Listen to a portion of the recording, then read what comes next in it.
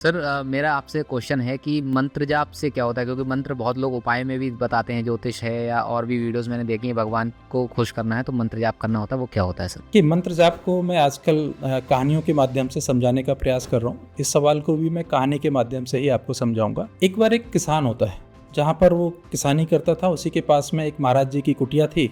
तो अक्सर महाराज जी की सेवा करता, उनको खाना पहुँचाता, उनके आश्रम पे जाके साफ़ सफाई करता और बहुत काम करता महाराज जी का। तो एक दिन वो परेशान था, महाराज जी के पास गया। महाराज जी से बोला, महाराज जी आप इतना पूजा पाठ करते हैं तो आप मेरी मदद कर दीजिए, आप मुझे भी कुछ आशीर्वाद दे दीजिए।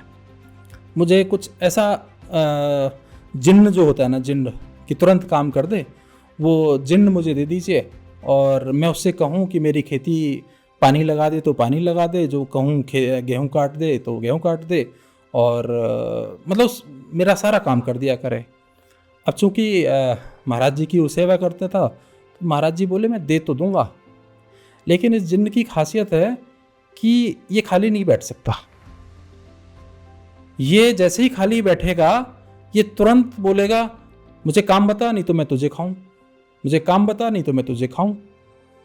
और अगर तूने इसको काम नहीं बताया तो ये वाकई में तुझे खा जाएगा। मेरा ठीक है महाराज, मैं इसे काम बता दूंगा। उसे लगा मेरे पास तो कई एकड़ जमीन है, मैं इसको काम इतना लगाऊंगा क्योंकि मैं तो कई लेबरों से काम कराता हूँ, ये कितना कर लेगा, बिजी रखूंगा मैं। खैर जी, उसे लेके चला गया जिन्न को वो किसान, और उसने कहा मेरा 100 एकड़ फार्म जो है गेहूँ लगा दे। तो जिस काम में लगते थे 10 दिन, उसने विदिन सेकेंड विदिन मिनट जो उस काम को कर दिया। बोले अब क्या करूँ? बोले अब इस पर पानी लगा दे। थोड़ी देर में उसने पता नहीं कहाँ से व्यवस्था करी, पानी लगा दिया। तो जो भी काम उसने बताया कुछ ही देर में करके फिर आगे बैठ जाए। बोले काम बताओ मालिक, नहीं तो मैं खाऊं आपको।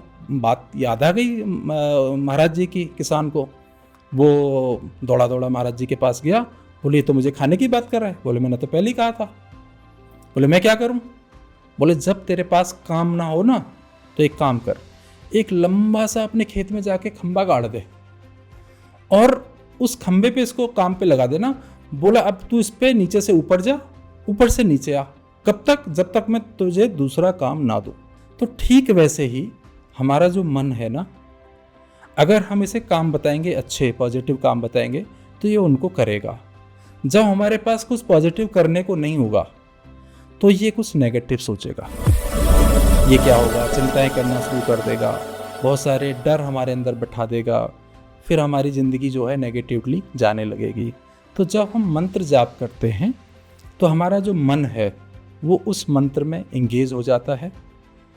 जो अभी तक नेगेटिवली काम कर रहा था उसको एक कह सकते हैं ना, जो मन है वो ख़त्म हो जाता है और हमारा परमात्मा के साथ, उस एनर्जी के साथ मिलन होता है।